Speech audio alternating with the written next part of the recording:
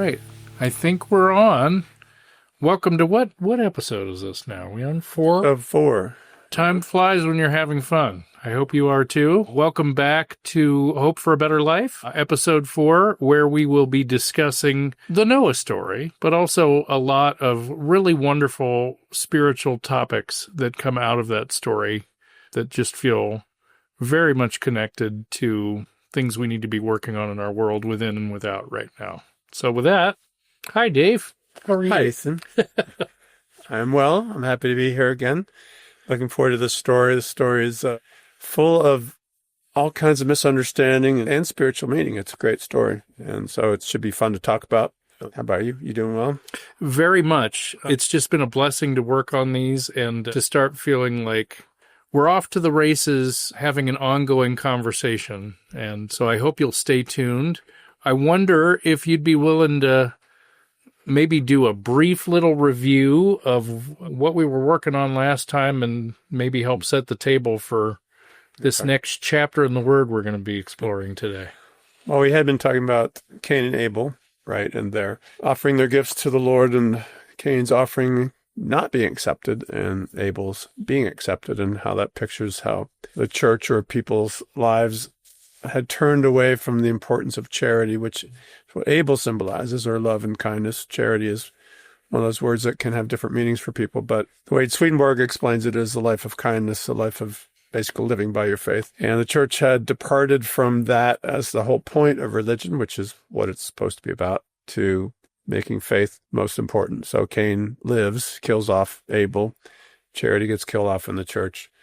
And so we're left with this scenario where charity is no longer the thing. So that's where this story comes in, where the Lord's like, well, that church isn't going to last for very long if people's attention is focused on just ideas or faith, doctrine, theology, instead of life and living it and loving other people. And so that's the scene where Noah is called by God, like Noah's going to be this new church that God's going to set up, or a new way of connecting with the Lord. We can think of it that way. So church isn't really about, we have all kinds of different ideas of what a church is, but a church is really how people connect to God. And it can be an individual thing or new way of thing. experiencing and responding to spiritual life. Right. So when he's talking about church, what's going on in your heart and your mind? Yeah, thank you. Yeah. A church without charity is not going to last, basically is what this story is about. And so the Lord says, I got to set up something different where this connection can still exist, where people can still try to find a relationship with God and find a connection with each other. So that's new church is going to be called Noah. But the other side of that, I don't know how much you want to get into this whole thing about the will and the understanding or not. Should we talk about that? I like considering the arc of our mind and how it's made up. Okay. Yeah, that makes sense to me to go there a little bit if you're up for it. Sure. I'll say a little bit about it and see if you want to respond to that. My understanding is that God created human beings originally where their will and their understanding were as one. They're united together. So whatever you loved, you thought about, whatever you thought about, you loved, you couldn't separate those two.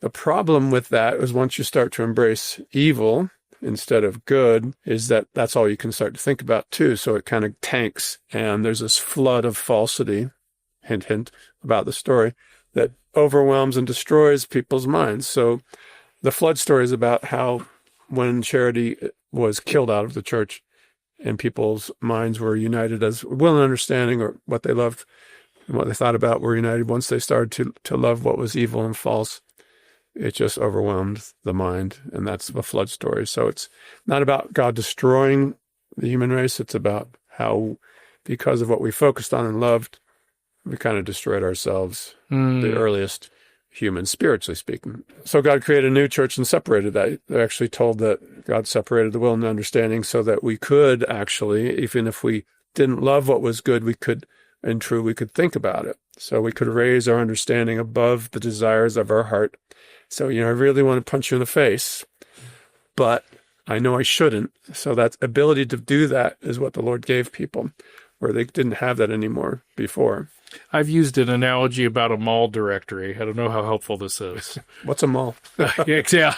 Maybe I need to update my analogies. You can look at that map and you can see there's store 213. Yeah. And maybe I have this because I struggle with directions, but this really speaks to me. It's like, it's one thing to understand there's store 213, but then you have to bring your body along for the ride. Right. And this separation allows you to remember that there's such a store as 213 so that you can then go back and bring your body along for the ride. Yeah, you can head there. Yeah. Work on getting there. Yeah. Great. I love that picture.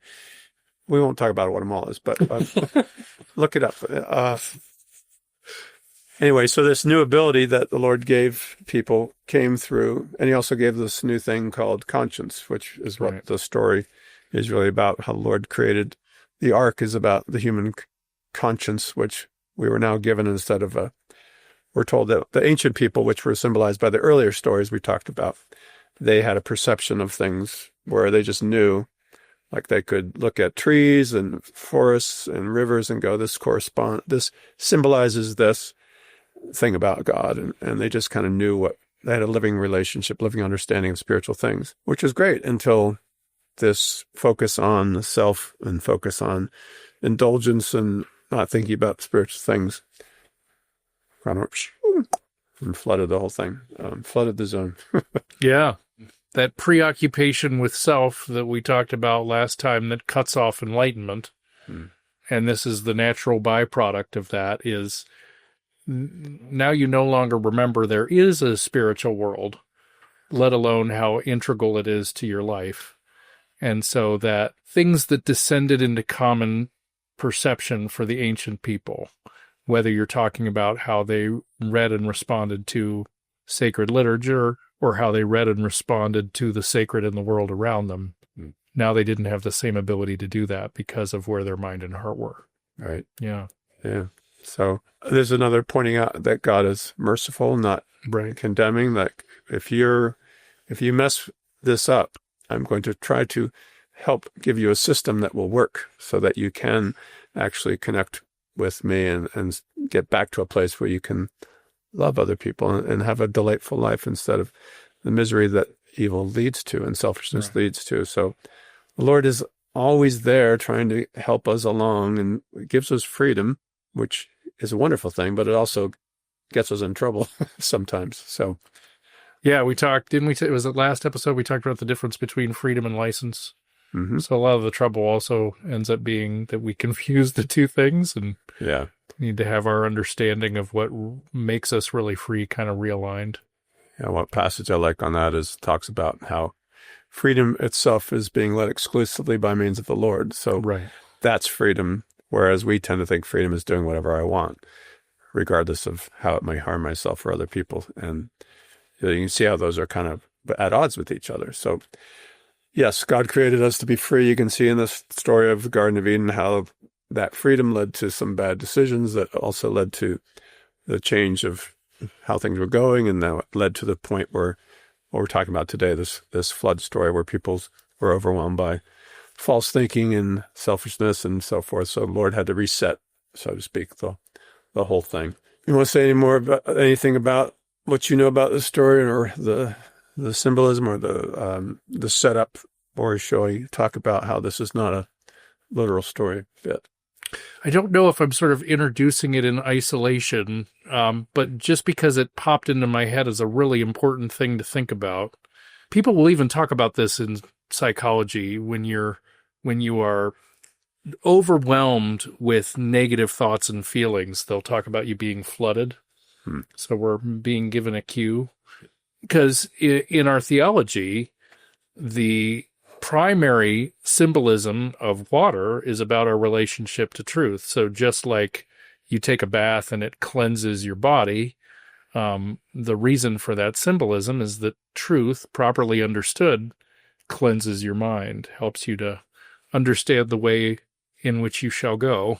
So something else has to be going on here when it's flooding and destroying things. And that's about, I don't want to go too far down a rabbit hole here, but there's a wonderful little idea called correspondence by opposition. So you can have the primary meaning of something, but depending on the context, that meaning can change. If truth has this wonderful high ideal to it, and then you're seeing it becomes something destructive, well, you're being clued into now its meaning has changed. And in the context of a flood, this is about an inundation of falsity. Now, we'll use that term in this podcast. I happen to like the term. Another way to think about it is lies.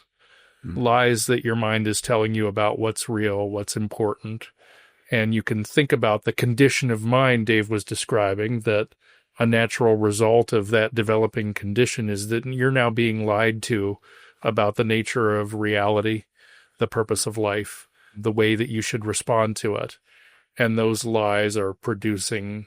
Well, it makes me think about sort of the big picture here, because so you might ask the question, or maybe people are struggling with this idea in their life of, well, how does the Lord help me through difficult times? So this story is a picture of a difficult time, right? So there's going to be a flood. God's going to instruct Noah to build an ark and to bring his family into it, and all these animals and birds and creeping things and so forth. And it's got to rise above and stay afloat through a flood. And then the waters will recede and they'll come out and they'll sort of start a new life.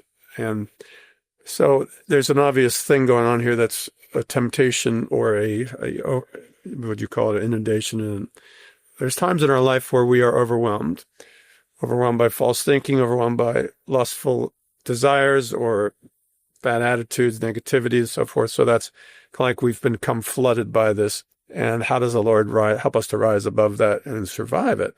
And the tool that he gives us is conscience that helps us to rise above. In the case you talked about, well, water can symbolize truth, or it can also symbolize falsity, depending on the context. Yeah. So this context is clearly not a good context, right? Because everything's being destroyed and it's causing havoc and so on. So the Lord helps us to rise above the temptations, or the flood of falsity, the smokescreen that hells are throwing at us, to stay above that till we can find our footing again, till we can find dry ground. And again, the tool is the conscience that the Lord gives us, that helps us, that he builds in us so that we can survive that. And we'll talk about what that all means. But that's, to me, sort of the 30,000-foot view of what's happening in this story. And just one sort of dictionary moment. I'm an English major, and so people in church get tired of me reading things from the dictionary before we start talking about them, but I'm fascinated with language. And so we talk about temptation here too. And another term that's used for it that I really like is spiritual struggle. So you're invited to think, as this flood is occurring, about spiritual struggles that you're having in your own life. There's a higher way that you're being called to, and there's a lower way that's enticing you. And that's sort of the surface level. But when you're really deeply struggling against something, you can also feel kind of abandoned by the Lord, by your higher principles. And there's a process you need to go through to return to the basics of what it means to love and to trust the Lord, and to turn out and make your life more about loving and serving other people. It's interesting that the flood happens as a result of 40 days and nights of rain, I think. Right. And so the number 40, there's a spiritual numerology to the word, and that's a symbol for these spiritual struggles that beset us when we've disconnected the ideas that we're thinking about that should be leading us to a better life from the life they would actually lead us to. No, I'm glad you brought up the number thing, because it's interesting to notice the consistency of that. So Jesus is tempted in the wilderness for 40 days and 40 nights. Yeah. The children of Israel wander in the wilderness for 40 years. They're enslaved for 440 years in Egypt. And so that number shows up a lot.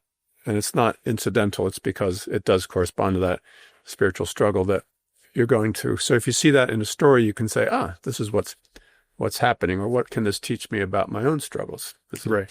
Another way to look at that. So let's talk about how this is not a literal story. How about that? Yeah. But I know that people are still looking for the ark on a mountain in Syria or wherever they're doing it, trying to say, well, we got to prove that this story is true. And the only way you can prove that it's true is if we find the actual ark. It's like we're looking for natural evidence in this world to support these spiritual things. And sort of one thing to say around that is that the Bible is not here to teach us about natural things or science. It's here to teach us about spiritual things. Right. So did this story actually happen? Yes, but not literally. So this is a story, a spiritual story about God's connection with the human race. So yeah, it totally happened in that space, but it didn't happen physically in this world. So it's spiritually true in that it's describing a spiritual phenomena of the life of the human race, Right. but not physical phenomena. Right. So in that case, it's even more true because it continues to be a story that can guide and instruct and help people forever. So it's, you say, well, what makes something true? Right. Well, it's definitely true, just maybe not in the way that we like to think of it, perhaps. Just like the creation story was not about how God created the world. It's about how he recreates human beings from closed off, dead spiritually to open and vibrant and alive. So that's what we're talking about here. So, but to give you some clue about that, I enjoyed, when I would preach a sermon on this, was looking at some of the statistics. Like if this story was literally true, what would that mean? And so let me just share with you, if you don't mind, some of these statistics. If you think about the size of the ark, it was, as far as square footage or floor space, you'd say it's about the size of a aircraft carrier or a large supermarket, you could say, in terms of, okay, that's the kind of space we're thinking about. And so we've got to fit all these animals and birds and creeping things and the food and the waste that will be generated and the fodder to keep it clean and so forth. And this has to last for 150 days because it wasn't over after 40 days and 40 nights. They were Right. in this ark for close to a year, right? Mm-hmm. Overall, according to the story. So yeah, that's an interesting point to mention, that we're encapsulating.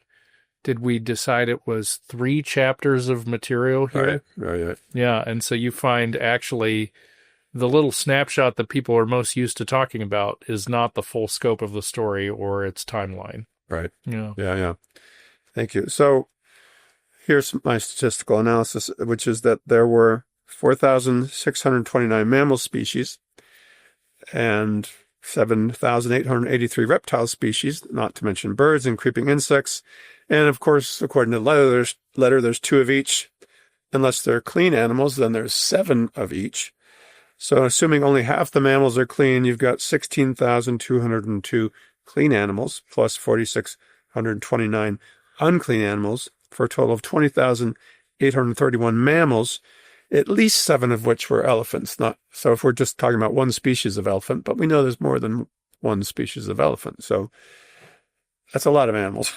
Plus all the reptiles, about 25,620 reptiles, not to mention all the bird species and insects and the 8 humans, and they're in there for up to a year and they need to be fed and cared for. So it's like, all right, does that ring true to your mind? So if it's obvious, which I think you've now borne out for us with those statistics, that this is not talking about literal floating boat. Right.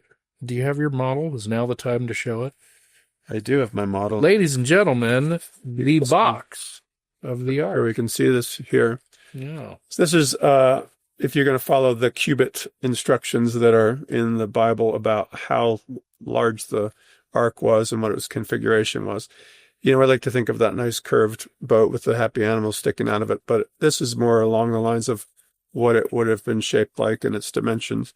And if you were, half of it was sealed off, we're told. That's another thing which actually reduces all the square footage. I hadn't thought about that. Then there's 3 stories or levels within it. Let me make sure that you're being seen.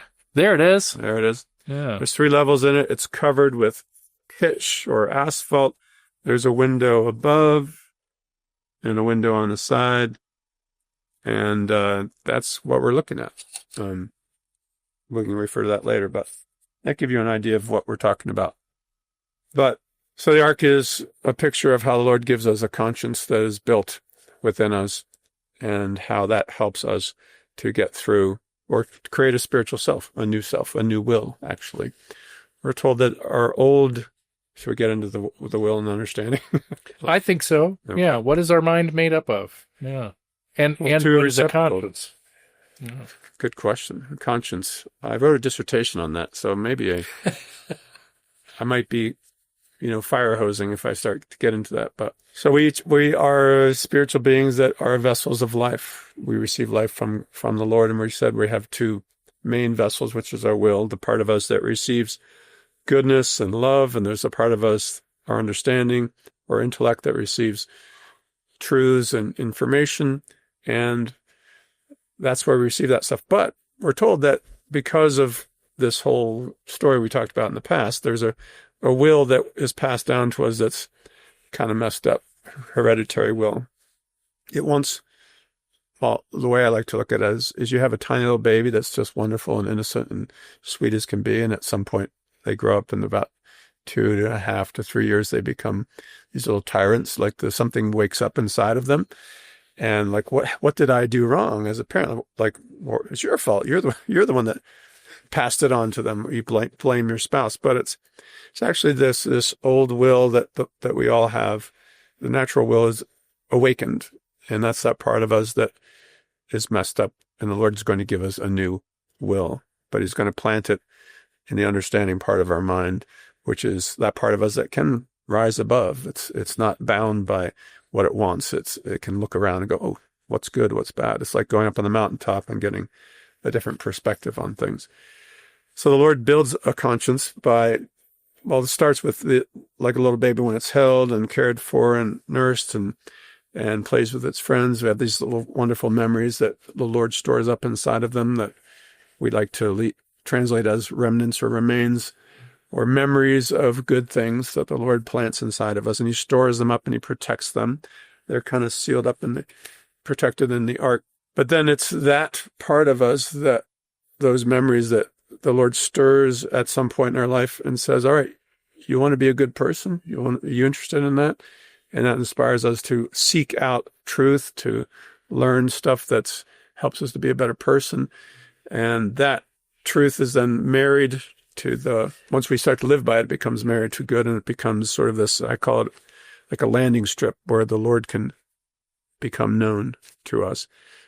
In the last episode, we talked about God only being able to connect to what is of God with us. And it sort of sounds like you're saying this is a storehouse for that of God with us stuff. Yeah.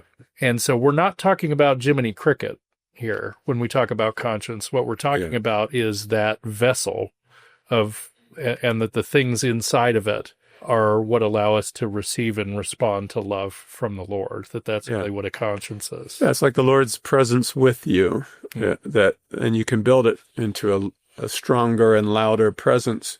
The stronger and the more you devote to living, to trying to do what's good and learning what's true, that builds the conscience. So a conscience can be tiny or it can be huge. But the Lord uses what we believe to be true as long as we earnestly act on those things to build that conscience. And so it's a place where the Lord can be. And to go back to Jiminy Cricket, may the conscience be your guide. May your conscience be your guide is a true thing, in the sense that, yeah, Jiminy, you got that right, that our conscience is that thing that guides us. I think of it as a filter where say you have an impulse to do a certain thing, your conscience is the filter you run it through and go, is that the right thing to do? Is this a good thing to do? And if you act against your conscience, even though you said, well, my conscience said I shouldn't do it, and you did it anyway, the pain you feel, like the regret, is your conscience as well as saying, here I am, and you wanted me to be here, and you acted against me, and now you feel the pain of that, which is good, actually. If you have pain of conscience or guilt for doing something wrong, that's good. That's a reminder that you're not too far gone. Yeah. There's hope for you. Yeah, I really like that. If you don't have conscience, that's kind of a problem. Like you kill someone with no remorse, or you punch them with no remorse, or you steal their stuff with no remorse. It's like, you're in big trouble, because what's holding you back? Conscience is that part of us that holds us back, that reminds us that we are shooting for something higher. And a good reminder too that, you can work on it. You can make it stronger. You can make it more effective, if you want to think of it that way. Yeah, a spiritual guidance system. And since GPS. I think I mentioned this in the first episode, but a feature of my life is that I have cerebral palsy. And one of the things that does is it provides for spatial disorientation. So I've always needed help with my directions. And in the early days, that meant those big clunky things that sat on your dash and you had to program. And now it's all on your phone. But what I was thinking about while you were talking was, you have to, that guidance system isn't just showing you how to get from point A to point B. There are warnings that go off along the way. Like if I'm using Google Maps, it tells me how fast I'm going on that route and whether I'm going over the speed limit, right? And it actually turns a different color. Are you sure you want to do that? Right. You want to follow this route? Are you sure that you want to drive unsafely? But it will also, if you end up off course, you can actually set it to alarm. And then if you ever watched it say, recalculating, now we have to start again from where you've ended up so that we can get you back on the right path. Those all seem like really good illustrations of the filter of the conscience. Totally, yeah. Yeah, I like that. Thank you. Yeah, what do you use to help you find your way in life? And, all the things that we do to support our spiritual life, it could be watching, movies or TV shows with some kind of moral fiber to them, or reading literature, or meditating, going to church, reading the Word. All these things are things the Lord can use to build that up, because they're kind of like these memories within us that whisper and say, hey, do you really want to go that way? Do you really want that to be your choice? Or here's a better choice, or here's how you can be kind in this situation. So it's kind of like the voice of the Lord in your head that's going, here I am. How can I help? What do you want to do? What do you want to achieve? So it's a really important subject, actually, and a really important part of us. Without it, actually, the writings from the New Church say that those with conscience are saved, those without conscience are not saved. It's as simple as that. Yeah. And there's a whole lot about how the Lord can develop a conscience in a person with a lot of things that we wouldn't necessarily say are true, but the person believes they're true and they have some degree of good in them. And the Lord can say, we can build that up. Stepping stones to getting on that right track. Yeah, absolutely. Yeah. So the story, all of these, so the Lord asks Noah to collect all these animals and birds and creeping things and put them in the ark. And the Lord takes everything, and that's kind of going back to that idea. The Lord uses everything that we believe, whether it's, clean or unclean, so to speak, and stores that up and can use that to be part of our mind that can lead us to better things. So the Lord doesn't say, you got to be perfect. You can only believe the right things. Everything else has to be jettisoned. But Lord has a mysterious way of using things that we believe to be true, regardless of how true they are, if we're earnest about it, to carry us over through these difficult times and build that conscience in us. So it's kind of cool. And the tar on the outside is the false thing. The falsities get on there as well and kind of protect us from what things we believe to be true, can even protect us through this time. So it's pretty miraculous how that all happens. And it takes, then we're floating around on the water for a long time, and that temptation or that trial, that spiritual, what'd you call it again? Spiritual struggles? Spiritual struggle. Yeah. Helps keep us afloat through those things until we get to the other side. We find some dry ground to rest on, Mount Ararat. And then one of the things that I like about that story too is that the floodwaters recede. There's an imagery of it, going back and forth. And I think that's part of what we experience in our spiritual life too, is that there's sort of this Indian, because we're going back and forth, sort of wavering and finding our way. It's not a linear, like, I'm going to make a choice to be a good person, then suddenly I'm there. It's kind of this back and forth, thing over time. Our well-intentioned misconceptions and our mixed motives, alongside things that are genuinely good and true, as we're coming to understand them, are all part of carrying us through the back and forth of a developing higher life. I really like that, because it means you don't have to get it all right away. There's a lot that's going to be obscure and not entirely clear, but it's kind of like that GPS is saying, recalculating, you're going somewhere. Yeah. Hang in there. Trust that. Take the next step, however murky it feels right now. If what you desire is to be led by that, I'm going to take you somewhere good, says the Lord. Yeah.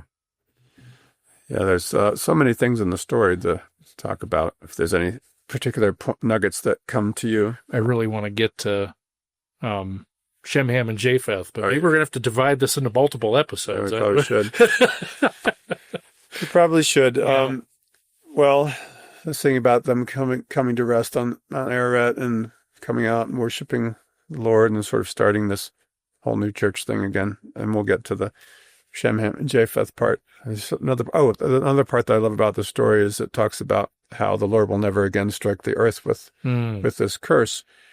And what it's really saying is because the Lord has separated the will and understanding so that they're not bound together and one of them is sinking the other, that because of that, there'll never be this overwhelm of flood. You can always raise your understanding above your will, your desires, and try to instruct your will and say, okay, I know you really want this. You're really lusting after that person or whatever it is, but you know from the truth that that's not okay. Right. So I'm going to say, all right, I see you, I hear you, but I'm not going to do that. Yeah. Whereas before you couldn't. So that the Lord is saying that's never again going to happen where you don't have the ability to raise your understanding above your will and make that choice if you want to. That freedom will always be there. Yeah, and that brings up an important point, which we've made reference to, but I'm not sure we spelled out directly yet in this episode, which is the concept of appearances of truth. The idea that you read this and it's kind of horrifying. So the human race is descended to this evil place for reasons we've sort of described. And so now, and it literally says, so now I will destroy them. Yeah. Right? And I think what that's pointing to, you could think of saying the Lord's Prayer. I've always thought it was interesting that right in the Lord's Prayer, in the crescendo moment, it says, lead us not into temptation. In the epistles, it says, let he who is tempted never say God is tempting me. Right? So you're like, what's going on there? Lead us not into temptation, but deliver us from evil. So on the one side of the comma, it's saying, when you're in the thick of these struggles, before you're truly enlightened and on the path to spiritual rebirth, you're going to believe somewhere inside of you that God is responsible for the trials of your life. And God anticipated that. So there's language in the word that's accommodated to that feeling that God is responsible for these things. And then on the other side of the comma is the reality. But he only ever delivers us from evil. He only ever loves us. So I think you see this dynamic a lot in the word. It looks like, and now I'm going to wipe them out. They've descended to this evil point. But actually what's going on is a function of mercy. So now these vessels in the mind that used to be able to be united because we didn't think anything different than where our heart was or want anything different than, where our thinking would be in tune with it. Now that that's no longer true, we're at war inside of ourselves, and it's tearing us apart inside. And God loves us and wouldn't want that. So there needs to be a resetting of the playing field, but that has a cost associated with it, that reset. And when you're used to thinking and living a certain way, when you start, you can talk to anybody in recovery about this, that you hit a kind of rock bottom. And there is this sense of, I'm at the limits of my own power, and this hurts. I've hurt myself. I've hurt the people that I've cared about. This feels hopeless. And then where the whole thing begins is we admitted we were powerless and that there was a power higher than ourselves that could restore us to sanity, I think is the language. Yeah. And so this is describing a similar state. We've hit rock bottom as a human race. We've ascribed to God the pain of that experience. And yet what the Lord is really doing in his mercy is hitting reset for us and helping us start again from a new spiritual place. So anyway, I like thinking about that. I like thinking about too, how that, adding on to that, the idea of this little ark floating along, the whole earth is covered with water. There's no place for like he sends out ravens, there's no place for them to land, right? There's no place because it's all covered in water. So you think about that and how helpless if you think about it literally, how helpless they would have felt in this little ark floating on the water. And that's like, we go through these difficult times and we are, in one sense, helpless. Well, in one sense, a lot of sense, we're helpless. Yeah. But recognizing where our help comes from and that the Lord is helping us to get through that. And it looks really bad from the outside, right? But the Lord is there guiding us, providing us the ability to survive those storms and arrive to a different place. And the other thing I should say too, that this text talks about, there'll always be, I forget the exact scripture, maybe you remember, it says seed time and harvest, day and night shall not cease. Yeah, cold and heat, summer and winter, day and night shall never cease. Thank you. Yeah. And that's talking about, you're going to have times that are night, you're going to have times that are day, you're going to have times that are winter, times that are spring. There's going to be times when things grow, times when they don't. That's life. That's the story of life, right? We're going to have these trials. Are we equipped to get through them? Have we done the work to develop our conscience so that when the flood comes, mm-hmm. when the what hits the fan, do you have the resources that the Lord can use to guide you through that and set you on dry ground? Kind of reminds me of the wise and the foolish man, right? The wise man built his house on the rock, and the foolish man built his house on the sand. And it says, and the rains descended, the floods came, and the winds blew, and they beat on that house, but it did not fall. Right. Thanks. That's beautiful. It was founded on the rock. The rock is the Lord's word. Well, should we wrap this session up and work on the Shem, Ham, and Japheth for next time? There is more to come, friends. Well, all we did was get you excited for the next episode, right? So hopefully. Yeah, we hope so. Well, do you want to see if there are any takeaways you want to think about from this particular episode, or tasks one might take to heart as we close out?